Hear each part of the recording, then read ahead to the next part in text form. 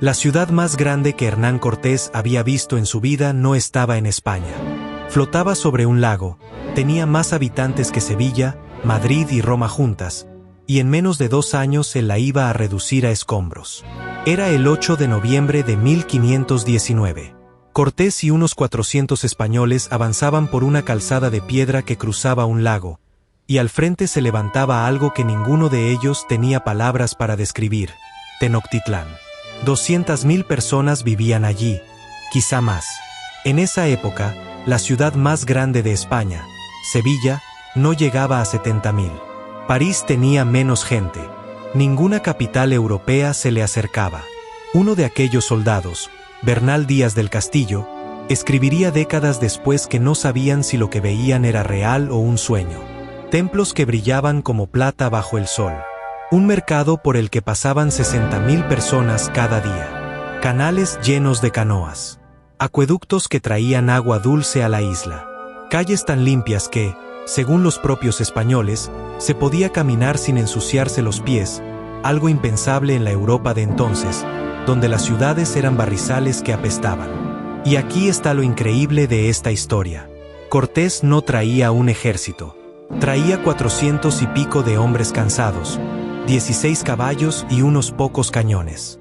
Enfrente tenía un imperio de millones de personas y una capital diseñada para ser inexpugnable, rodeada de agua por todos lados.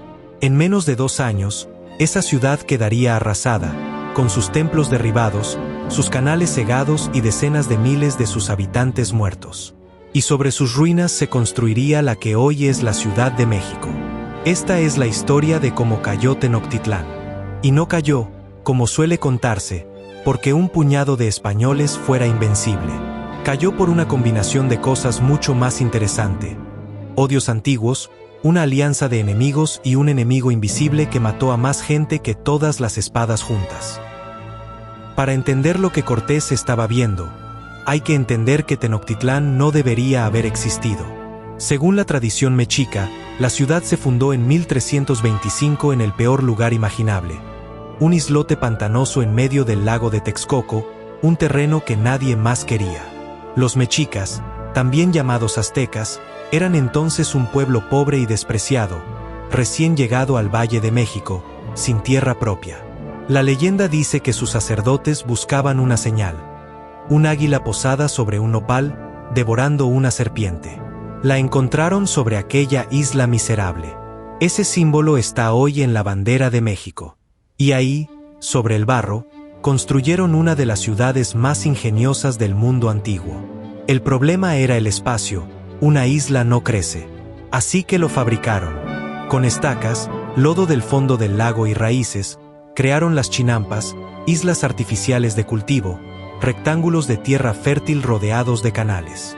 Eran tan productivas que daban varias cosechas al año y alimentaban a cientos de miles de personas. La ciudad se movía en canoa entre esos huertos flotantes. Tenían un problema aún mayor. El lago de Texcoco era salobre, su agua no servía para beber. Así que construyeron un acueducto doble desde los manantiales de Chapultepec, en tierra firme, que traía agua dulce a la isla. Cuando una tubería se ensuciaba, cerraban esa y usaban la otra mientras la limpiaban. Ingeniería de agua a un nivel que Europa tardaría siglos en igualar. 3 grandes calzadas de piedra unían la isla con la orilla, con puentes de madera que se podían retirar para cortar el paso. La ciudad entera era una fortaleza rodeada de agua. En el centro se alzaba el recinto sagrado, con el templo mayor, una pirámide doble de más de 60 metros de altura coronada por 2 santuarios. En menos de 200 años, aquel pueblo sin tierra había convertido un pantano en la capital del imperio más poderoso de toda América. Pero Tenochtitlán no era solo una maravilla de ingeniería. Era la cabeza de una máquina de dominación que se extendía por medio México, y esa máquina se había ganado muchos enemigos. En 1428, Tenochtitlán se había unido a otras 2 ciudades del lago, Texcoco y Tlacopan, en lo que llamamos la Triple Alianza. Juntas empezaron a conquistar todo lo que tenían alrededor. Para cuando llegó Cortés, controlaban a millones de personas y cobraban tributo a más de 400 pueblos sometidos. Ese tributo lo era todo. Cada pueblo conquistado enviaba a Tenochtitlán cantidades fijas de maíz, algodón, cacao, oro, plumas de quetzal, jade y trabajo humano. Existían registros pintados que anotaban exactamente cuánto debía pagar cada provincia. La riqueza que deslumbró a los españoles no salía de las minas de los mexicas. Salía del sudor y el miedo de cientos de pueblos que los odiaban. Y estaba la guerra. Para los mexicas, la guerra no era solo conquista, era religión. Creían que el sol necesitaba sangre humana para seguir moviéndose, y que sin sacrificios el mundo se acabaría. Por eso capturaban prisioneros y los sacrificaban en lo alto de sus templos, a veces por miles en las grandes ceremonias. Hasta mantenían las llamadas guerras floridas, batallas pactadas con ciudades vecinas cuyo objetivo no era matar, sino capturar hombres vivos para el sacrificio. Imagina lo que era vivir bajo ese sistema si tu pueblo estaba sometido. Pagabas tributo agotador, y además, tus hijos podían acabar en la piedra de los sacrificios. Al frente de todo estaba Moctezuma Xocoyotzin, Moctezuma II, el gran Tlatoani, el que habla, elegido en 1502. Gobernaba como un dios viviente. Nadie podía mirarlo a los ojos ni darle la espalda. Su poder parecía absoluto, pero tenía una debilidad enorme. Aunque él no lo supiera, su imperio no era una nación. Era un mosaico de pueblos conquistados que esperaban, en silencio, el día de vengarse. A Cortés solo le faltaba encender esa mecha. En febrero de 1519, unos barcos aparecieron frente a las costas de lo que hoy es Veracruz. De ellos bajó Hernán Cortés con unos 500 hombres, 16 caballos, unos cañones y unos cuantos perros de guerra. Venía desde Cuba, desobedeciendo a su propio gobernador. Técnicamente, era un rebelde sin permiso para lo que estaba a punto de hacer. Lo primero que hizo Cortés en tierra firme fue una jugada de un frío absoluto: hundió sus propios barcos. Los desmanteló para que ni él ni sus hombres pudieran echarse atrás. No había vuelta a Cuba. Solo quedaba avanzar hacia el interior o morir en el intento. Pero el arma más poderosa de Cortés no fueron ni los caballos ni la pólvora. Fueron dos cosas. La primera fue una mujer. Los mayas de la costa le entregaron un grupo de esclavas, y entre ellas había una que hablaba náhuatl, la lengua de los mexicas, y maya. Los españoles la llamaron Doña Marina. La historia la conoce como la Malinche. Con ella, Cortés podía entender y hablar con todos los pueblos que iba encontrando. Sin ella, la conquista habría sido imposible. La segunda arma fue el odio acumulado. Cuando Cortés subió hacia el altiplano, llegó al territorio de Tlaxcala, un pueblo que llevaba generaciones resistiendo a los mexicas sin ser conquistado. Primero lucharon contra los españoles, luego entendieron algo mejor. Estos extranjeros podían ser la palanca para derribar al enemigo que odiaban desde siempre. Miles de guerreros tlaxcaltecas se unieron a Cortés. Este es el punto que la leyenda suele borrar. La marcha hacia Tenochtitlán no fue de 500 españoles. Fue de 500 españoles y de un ejército indígena cada vez más grande, formado por pueblos que querían ver caer a los mexicas. De camino, en la ciudad de Cholula, ocurrió una matanza. Los españoles y sus aliados masacraron a miles de personas, según Cortés, para adelantarse a una emboscada. El mensaje corrió por todo el valle. Esos hombres eran peligrosos. El 8 de noviembre de 1519, Cortés y Moctezuma se vieron por fin las caras, en plena calzada de Tenochtitlán. Fue uno de los encuentros más extraños de la historia. Moctezuma, el señor de millones, salió a recibir en persona a aquel puñado de extranjeros. Los alojó en un palacio, los colmó de regalos de oro, los trató como huéspedes de honor. Durante siglos se contó que el emperador creía que Cortés era un dios, o el regreso de la serpiente emplumada, Quetzalcóatl. Hoy muchos historiadores dudan de esa versión, que quizás se inventó después. Lo más probable es que Moctezuma, simplemente, estuviera midiendo a un enemigo desconocido antes de decidir qué hacer. Fuera cual fuera su razón, dudó. Y esa duda le costó el imperio. Porque Cortés no dudó. A los pocos días, con una audacia increíble, hizo prisionero a Moctezuma dentro de su propio palacio, en el corazón de su propia capital, rodeado de decenas de miles de guerreros mexicas. 500 hombres tomaron como rehén al soberano más poderoso de América. Y durante meses, Cortés gobernó a través de él, dando órdenes en nombre de un emperador cautivo que fingía seguir mandando. Fue un equilibrio imposible, y no podía durar. En la ciudad crecía la tensión. Los mexicas veían a su dios viviente convertido en marioneta de unos extranjeros que exigían oro, prohibían los sacrificios y ponían cruces en sus templos. El resentimiento se acumulaba como pólvora seca. Solo hacía falta una chispa. Y la chispa llegó pronto. A mediados de 1520, Cortés tuvo que salir de Tenochtitlán a toda prisa. Desde Cuba habían enviado otra expedición, esta vez para arrestarlo a él por rebelde. Cortés marchó a la costa, derrotó a esa fuerza y sumó sus hombres a los suyos. Pero al dejar la capital, cometió un error que lo cambiaría todo. Dejó al mando a Pedro de Alvarado, un hombre tan valiente como imprudente. Mientras Cortés estaba fuera, los mexicas celebraron una gran fiesta religiosa en el recinto del Templo Mayor. La nobleza danzaba desarmada. Y Alvarado, por miedo o por codicia, ordenó atacar. Sus hombres cerraron las salidas del patio y masacraron a cientos de nobles mexicas desarmados durante la danza. Esa matanza rompió el hechizo. La ciudad entera se levantó en armas. Cuando Cortés regresó, se encontró a sus hombres sitiados en el palacio, sin comida y bajo una lluvia constante de flechas y piedras. Sacó a Moctezuma a un balcón para que calmara a su pueblo, pero ya no servía de nada. El emperador cautivo había perdido toda autoridad. Murió en esos días, según los españoles apedreado por su propia gente, según otras versiones asesinado por los mismos españoles cuando ya no les servía. Atrapados y sin salida, los españoles decidieron huir de noche. La madrugada del 30 de junio de 1520, intentaron escapar en silencio por la calzada de Tacuba. Pero los descubrieron.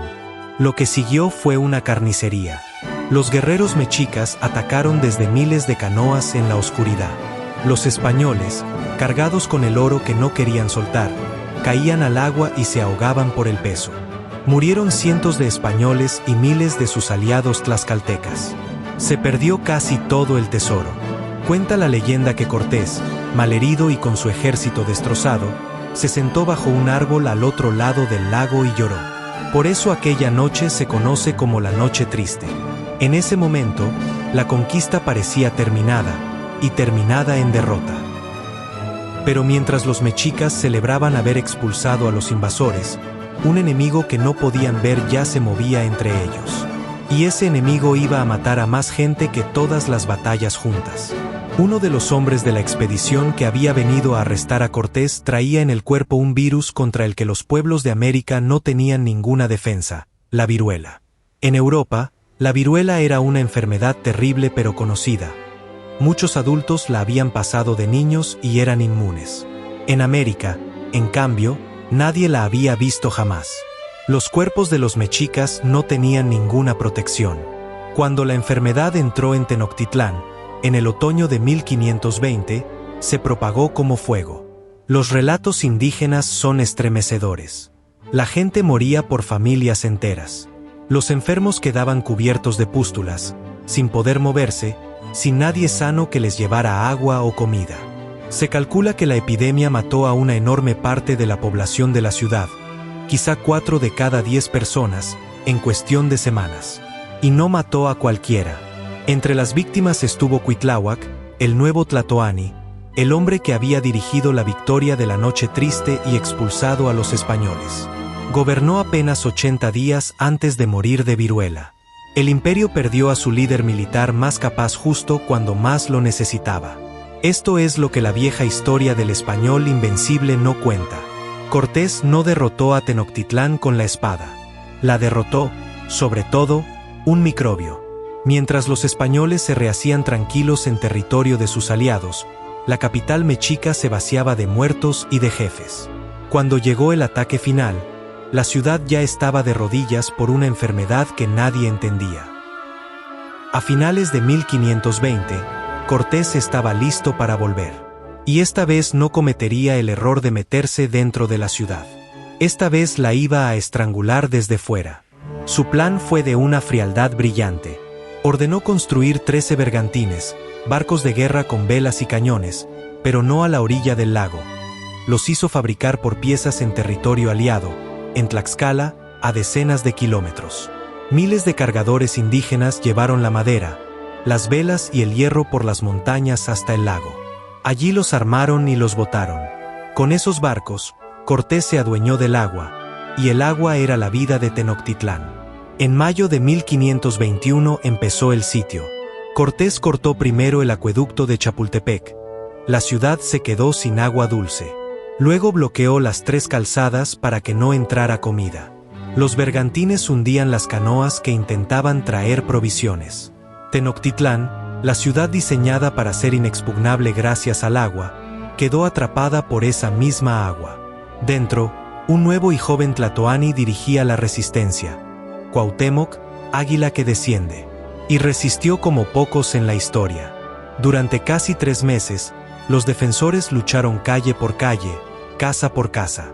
Cada vez que los españoles y sus aliados tomaban un tramo de la ciudad, lo derribaban y cegaban los canales con los escombros para poder avanzar en terreno seco. Literalmente destruían la ciudad metro a metro para conquistarla. Los mexicas peleaban con hambre, con sed, con viruela, sin refuerzos y sin agua. Comían raíces y cortezas, pero no se rendían. La ferocidad de la defensa asombró incluso a los conquistadores. El 13 de agosto de 1521, tras unos 90 días de asedio, cayó el último reducto. Cuauhtémoc intentó huir en una canoa por el lago y fue capturado. Con él se rindió la ciudad.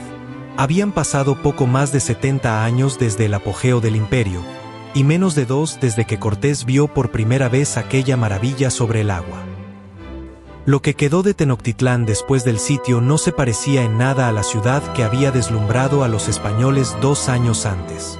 Los templos, derribados. Los canales, cegados con escombros. Gran parte de la población, muerta por la guerra, el hambre y la viruela. El olor a cadáver, según los cronistas, era insoportable. Y sobre esas ruinas, Cortés tomó una decisión cargada de símbolo. No fundó su capital en otro sitio. La construyó justo encima. Con las mismas piedras de los templos mexicas se levantaron la catedral y los palacios españoles. La Ciudad de México nació literalmente sobre el cadáver de Tenochtitlán. El gran templo mayor quedó enterrado bajo el centro, y allí permaneció olvidado hasta que unos obreros lo redescubrieron por casualidad en 1978, a pocos metros de la catedral. A Cuauhtémoc, el último emperador, los españoles le quemaron los pies con aceite para que confesara dónde estaba el oro perdido en la noche triste. No confesó, quizá porque ya no quedaba oro. Años después lo ahorcaron durante una expedición, acusado de conspirar. Hoy es un héroe nacional en México. El lago que había hecho posible a Tenochtitlán fue desecado poco a poco a lo largo de los siglos, hasta desaparecer casi por completo. La Ciudad de México moderna se hunde lentamente sobre aquel antiguo fondo lacustre, y sus edificios se inclinan sobre el barro donde antes había canoas. De aquel encuentro entre 2 mundos nació algo nuevo, un pueblo mestizo, una mezcla de sangre, lengua y cultura que define a México hasta hoy. Se perdió una civilización entera, con su escritura, sus dioses y su ciencia, pero no desapareció del todo. Sobrevive en el idioma, en la comida, en los rostros y en el nombre mismo del país. Tenochtitlán cayó en 1521. Pero 5 siglos después, cuando alguien pisa el corazón de la Ciudad de México, camina sin saberlo sobre los cimientos de la ciudad más extraordinaria que jamás flotó sobre un lago.